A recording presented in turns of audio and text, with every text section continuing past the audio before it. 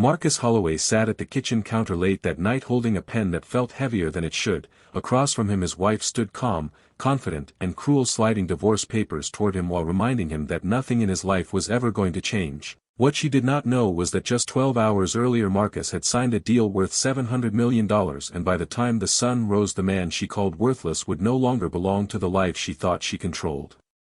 Marcus Holloway stared down at the papers spread across the granite countertop while the kitchen lights hummed softly above them. The house smelled like lemon cleaner and reheated leftovers, the kind of smell that always meant the day had already been decided without him. His wife Renee stood across from him dressed in silk pajamas, her arms folded, her posture relaxed like someone who believed she had already won. "You can take your time," Renee said with a thin smile, "because I know this is probably the biggest decision you will ever make." Marcus did not look up as he slowly read the first page, even though he already knew what it said because he had read it twice in the car before coming inside. Renee let out a quiet laugh that carried no humor, only impatience. "You see, this is exactly why we are here, Marcus. You move slow. You think slow. And life keeps passing you by." Marcus finally lifted his eyes and met hers calmly. "I have never been afraid of time," he said quietly. Renee rolled her eyes and leaned against the counter. "Time has already decided for you. You are almost 40 years old and still chasing opportunities that never come. Still talking about potential like it pays bills." She tapped the paper with one manicured finger. "Sign it. This way we can both move on. I refuse to stay married to a man with no direction." Marcus listened without reacting the way he always did when Renee spoke like this. She had perfected this tone over the years. Not angry. Not shouting. Just sharp enough to cut.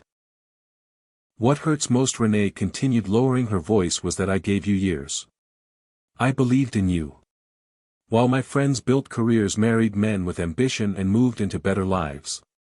She paused and looked around the kitchen. "And here I am still standing in the same house with a man who comes home every night looking tired and empty-handed."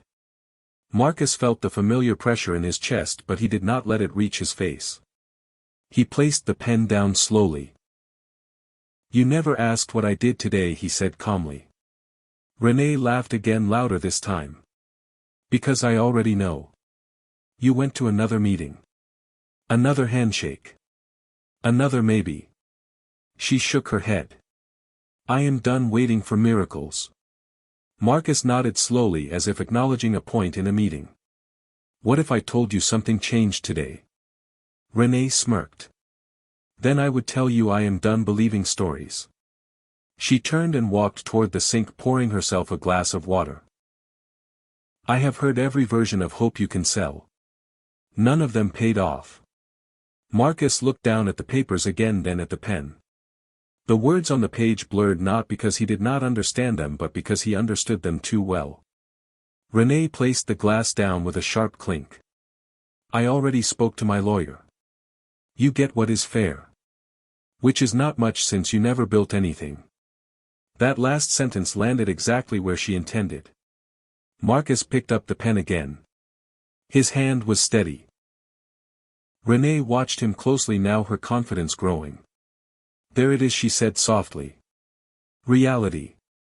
As Marcus signed his name he thought back to the morning meeting. The boardroom. The silence before the vote. The moment every executive in the room stood up and shook his hand. $700 million. Closed. Final. Wire pending. He signed the last page carefully. Renee exhaled in relief. "Good. I knew you would do the right thing for once."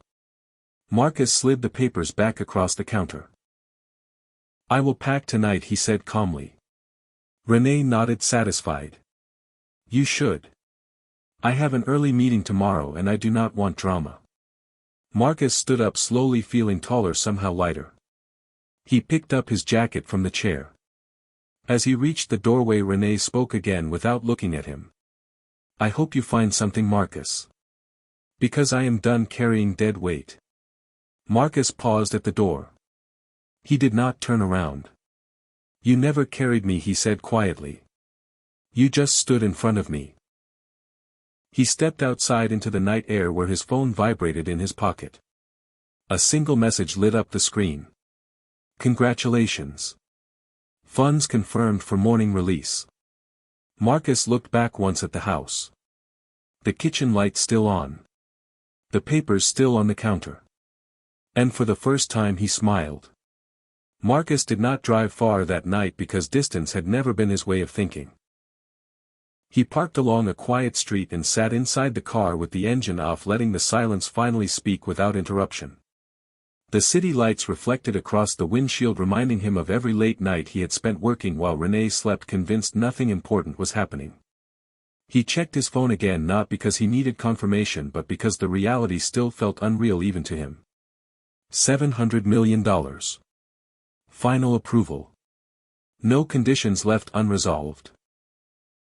The deal had been years in the making, built through quiet meetings, patience, and relationships Renee never cared to hear about. She only saw outcomes, never process. Marcus rested his forehead against the steering wheel and exhaled slowly. Not in relief. In clarity. By the time he reached the hotel downtown, the night clerk greeted him politely without recognition.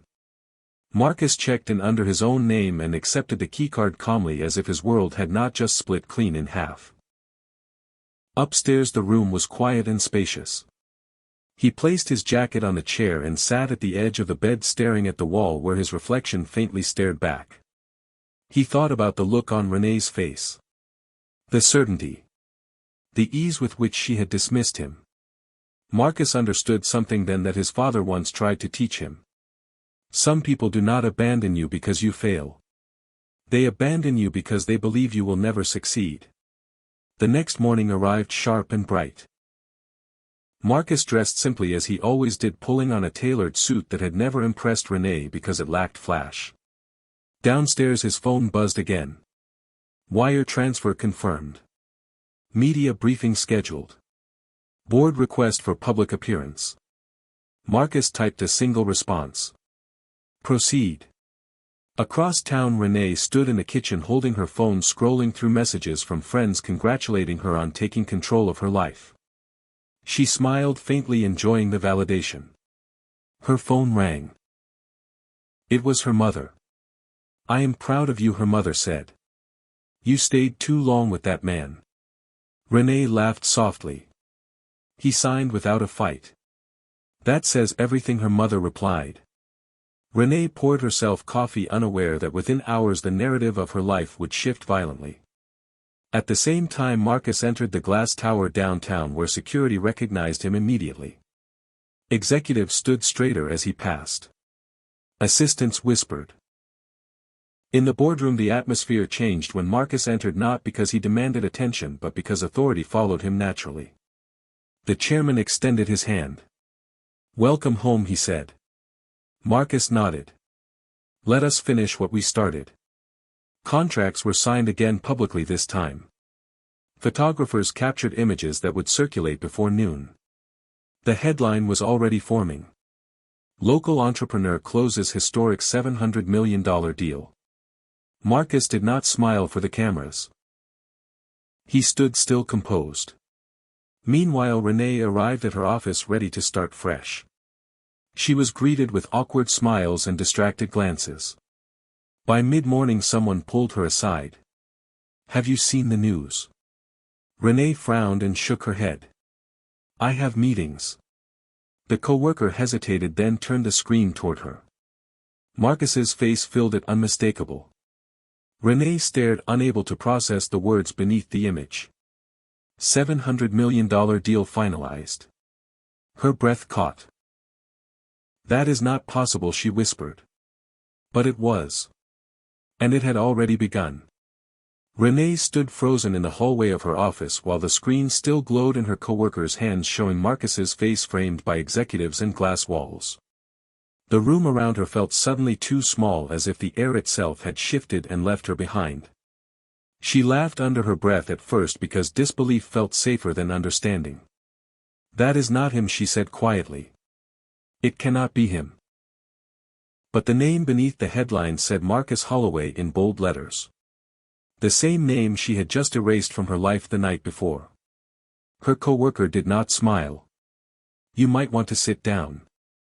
Renee waved her off and walked back to her desk pretending strength while her hands trembled just enough to notice.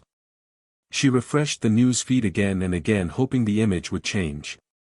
It did not. Video clips played automatically. Marcus speaking calmly. Marcus shaking hands. Marcus standing at the center of a deal people had been talking about for months. Renee's phone began vibrating on the desk. Texts came in fast. Friends. Family. Numbers she had not heard from in years. "Is that your Marcus? Why didn't you tell us? You good?" Her chest tightened as her mind raced backward through years of moments she dismissed. Late nights. Phone calls he stepped outside to take. Trips he said were meetings. She had called them dreams. She had called him slow. Across the city Marcus sat in a private conference room surrounded by advisors who spoke quickly about next steps, public statements and legal protections. He listened carefully, absorbing every word without interruption. When the room quieted, Marcus spoke once.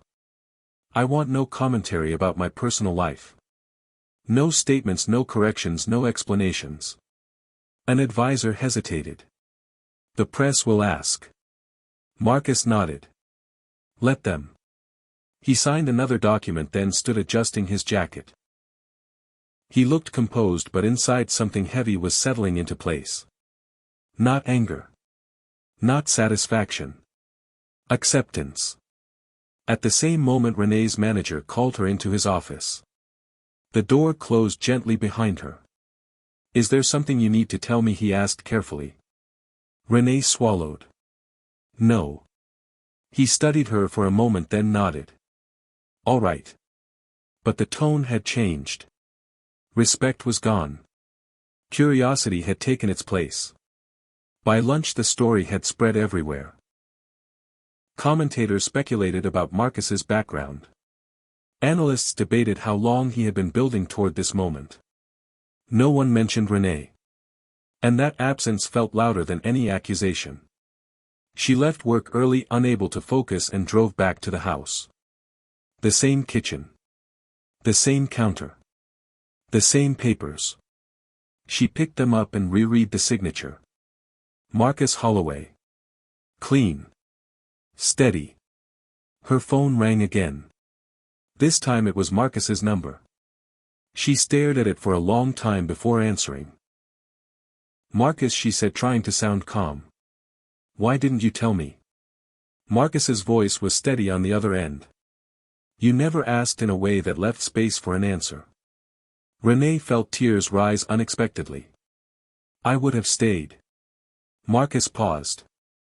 "You stayed until you believed I had nothing to offer." Silence stretched heavy. "I made a mistake," she whispered. Marcus exhaled slowly. "You made a decision." The difference landed hard. Renee tried again. "Can we talk? In person?" Marcus considered it, then responded. "There is nothing left to explain." The line went dead.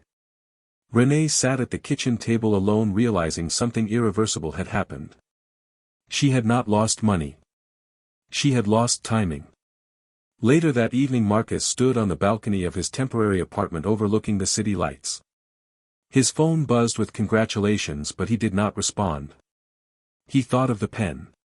The papers. The moment Renee believed she was ending his story. Instead she had only exited it. Marcus turned back inside, knowing the next chapter would be louder whether he wanted it or not. But for the first time he would decide who stood beside him. Morning came with a kind of brightness that felt unfamiliar to Marcus, as if the city itself had decided to acknowledge what had changed. He stood by the window watching traffic move with purpose while his phone continued to light up with names he recognized and many he did not. Advisors arrived early, filling the suite with quiet efficiency, laptops open, voices low, respect evident in every movement. They spoke about timelines, governance structures and public expectations, but Marcus listened for meaning, not noise. When the room paused, Marcus spoke clearly. I want my work to speak before I ever do. I do not want spectacle. I want structure. Heads nodded around the table. Plans adjusted instantly. Across town, Renee woke after a night of little sleep. She replayed the conversation again and again, searching for a place where she could have chosen differently. The silence in the house felt accusatory, every room echoing with words she wished she had never spoken. She checked her phone and saw her calendar filled with meetings that suddenly felt pointless. Her reflection in the mirror looked unfamiliar, as if confidence had drained overnight. Her mother called again, this time not triumphant but cautious. "Renee, you need to be careful, people are talking." Renee closed her eyes. "Talking about what?" "About how you treated him." The words cut deeper than she expected. Renee had built her identity on being admired. Now admiration had turned into scrutiny. At Marcus's office, the board reconvened for a private session. The chairman cleared his throat and acknowledged the obvious. "Your personal story has captured attention." Marcus responded evenly. "Then let us make sure the outcome earns it." They reviewed long-term investments, community initiatives, and internal culture changes. Marcus insisted on transparency, accountability, and quiet excellence. He refused to cut corners even when speed tempted others. By afternoon, news outlets shifted tone. From surprise to respect. From gossip to analysis. Renee watched interviews where Marcus spoke calmly without bitterness. He never mentioned her. That omission felt heavier than any public statement. She drove to the law office that handled the divorce papers and asked questions she should have asked before. About clauses. About timing. About finality. The attorney answered plainly. "It is done." Renee left the building feeling smaller than she ever had. For the first time, success no longer looked like freedom. That evening, Marcus visited a neighborhood center his father once supported quietly. Children gathered, curious and excited. Marcus listened more than he spoke. An older man approached him afterward. "Your father believed in people before they believed in themselves." Marcus smiled softly. "So do I." Back at the house, Renee packed boxes alone. Each item felt like a choice she made without understanding the cost. She paused, holding a framed photo from earlier years. Before impatience. Before comparison. Tears fell, not because Marcus had become rich, but because she had lost respect before money ever entered the room. Marcus ended the day reviewing one final message from his advisors. Tomorrow the funds would be publicly allocated. The work would officially begin. He closed his laptop and stood quietly. He did not feel victorious. He felt responsible. Somewhere across the city, Renee turned off the lights in the house she no longer felt belonged to her. And for the first time she understood that opportunity does not announce itself. It arrives quietly. And waits to see who listens. Morning stretched slowly over the city, and Marcus felt the weight of responsibility settle deeper than excitement ever could. He stood longer at the window, letting the hum of traffic and distant sirens remind him that life was still moving whether he rushed or not. His phone buzzed again, not with congratulations but with updates from legal teams, community partners, and quiet messages from people who had believed in him long before numbers followed his name. Each message carried expectation, and Marcus absorbed them carefully, knowing that influence without intention becomes noise. At the office, the atmosphere shifted when he entered the boardroom, not with applause but with a respectful stillness that acknowledged authority earned rather than demanded. He opened the meeting by reminding everyone that the deal was not an ending but a beginning that would define how many lives were touched beyond balance sheets. They discussed workforce expansion, supplier ethics, and regional investments with a focus on sustainability rather than speed. Marcus insisted that every dollar be traceable and every promise measurable, because trust once broken rarely returns whole. Mid-morning brought a private call from an old mentor who had once told Marcus that dignity compounds like interest. The words stayed with him as he reviewed proposals, choosing restraint over indulgence and patience over praise. Across town, Renee moved through her morning like a guest in her own life. Coffee went cold on the counter as she scrolled through headlines that spoke about leadership and humility without ever mentioning her name. Friends texted cautiously, unsure whether to console or congratulate her for proximity she no longer possessed. She realized then how conditional attention had always been and how quickly it evaporated when usefulness ended. Her mother arrived unannounced, carrying concern disguised as advice. They sat at the kitchen table where papers had been signed and words had been thrown like stones. "You were always strong," her mother said softly. "But strength without kindness becomes brittle." Renee looked down at her hands, remembering how easily she had mistaken certainty for wisdom.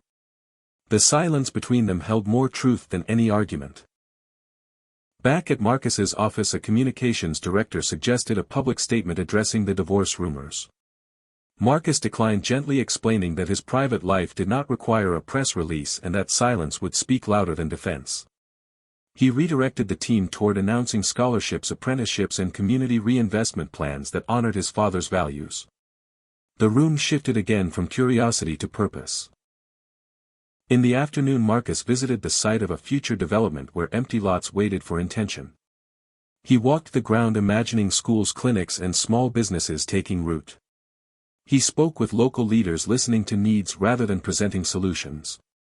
An elderly woman thanked him for showing up before construction began. Marcus replied that presence was the first investment. As evening approached, Renee drove past places she and Marcus once planned futures around. Restaurants where dreams were shared. Parks where promises were made. She felt the ache of realization that success had not changed Marcus. It had only revealed what he had been carrying quietly. At the house, she packed more boxes, labeling them not by room but by memory. Each item carried a lesson she had learned too late. Marcus returned home late, sitting alone with a simple meal. He reflected on the day, noting moments where restraint mattered more than triumph. He wrote a brief note to himself about legacy not being inherited but practiced daily. Then he closed the notebook, feeling grounded rather than elevated. Night settled over the city and two lives moved in opposite directions, shaped by choices made before wealth ever entered the conversation. Marcus prepared for a future built on responsibility and service. Renee prepared for a reckoning built on humility and self-reflection. And somewhere between regret and resolve, the truth settled quietly. Opportunity had arrived earlier than either of them realized. And only one of them had listened. The next phase began quietly, without headlines or applause, because the most important shifts rarely announce themselves. Marcus woke before dawn and drove alone through streets that once felt like obstacles and now felt like responsibility. He passed neighborhoods where ambition lived beside struggle and reminded himself that wealth without direction only magnified harm. At the office, the atmosphere was different, not tense but attentive. People listened when Marcus spoke because they sensed intention rather than ego. He outlined long-term plans that focused on employment, education, and ownership rather than vanity projects. He made it clear that the $700 million deal was not a trophy but a tool. A tool to stabilize communities, create opportunity, and protect workers who had been invisible for too long.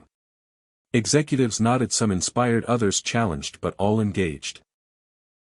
Marcus invited dissent into the room because he believed disagreement sharpened decisions. He asked junior analysts for their perspectives and listened fully.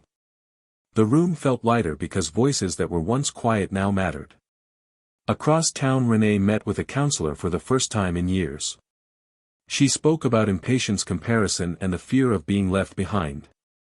She admitted how easily she had measured worth by income and visibility.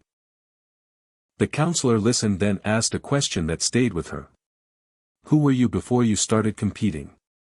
Renee did not answer immediately. The silence felt heavy because she did not know.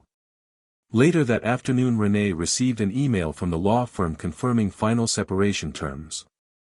She read it slowly, accepting that some endings did not come with closure, only consequence.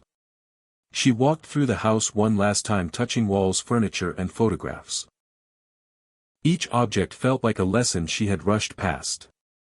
She left the key on the counter and closed the door gently behind her. At the same time, Marcus stood before a small group of community leaders announcing a partnership that would fund local entrepreneurs. He spoke plainly about access and dignity. He shared his father's belief that opportunity should arrive quietly and stay permanently. People listened not because he was wealthy but because he was present. That evening Marcus visited his father's old study and opened the notebook again. He read passages about patience, restraint and timing. One line stood out more than the others. Never confuse movement with progress. Marcus closed the book and smiled softly. Renee spent the night in a modest apartment feeling the weight of independence differently now. Not as freedom but as responsibility. She understood that choices once made without reflection now demanded accountability. She looked out the window and whispered an apology not to Marcus but to herself.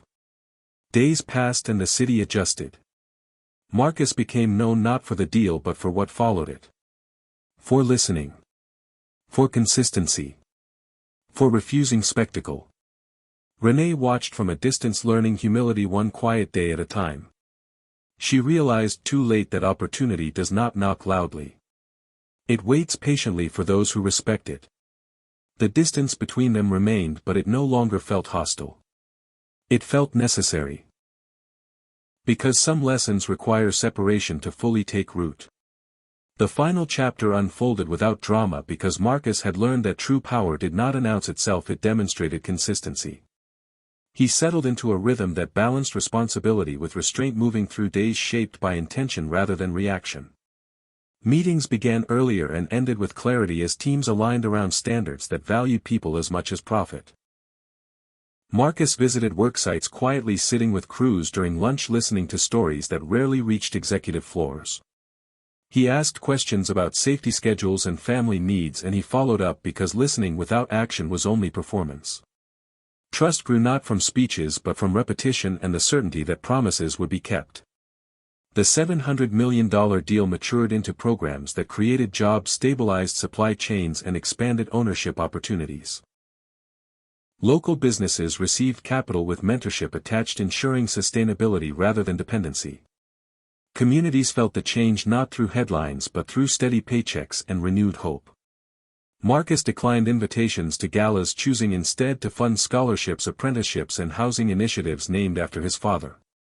He insisted on transparency, audits and community oversight because legacy without accountability was fragile. The results spoke quietly and endured. Renee moved through her own season of reckoning, learning to sit with discomfort without distraction. She found work that demanded humility and service rather than status. She listened more than she spoke and discovered strengths she had buried beneath comparison. She wrote letters she never sent, acknowledging how fear had shaped her choices.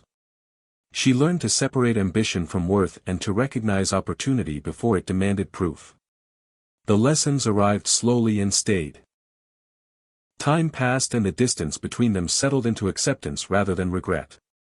They crossed paths once at a community event, exchanging nods without conversation. Respect existed without reconciliation, and that was enough. Marcus returned often to his father's notebook, adding his own entries beside the old ones. He wrote about patience under pressure, about restraint in moments of triumph, and about the cost of dismissing quiet people. The pages filled with lessons meant to outlive him. One evening Marcus stood on a bridge overlooking the city, watching lights flicker into the night. He thought about the pen on the counter, the papers signed and the words spoken too easily. He felt gratitude not for wealth but for timing. He understood then that success had not changed his life. It had revealed it. Marcus continued forward, building systems that protected dignity and rewarded integrity. He chose partners who listened, leaders who learned, and projects that lasted. He defined victory as alignment between values and outcomes. Renee continued forward too, carrying humility as a practice rather than a posture. She rebuilt with intention, accepting that some doors closed to teach her how to knock differently. She honored the lesson without demanding a second chance. The city moved on, indifferent and alive. Markets shifted, new stories rose and fell. Yet beneath the noise the truth remained steady. Opportunity arrives quietly. Character decides whether it stays. Marcus Holloway kept listening. And the life he built listened back.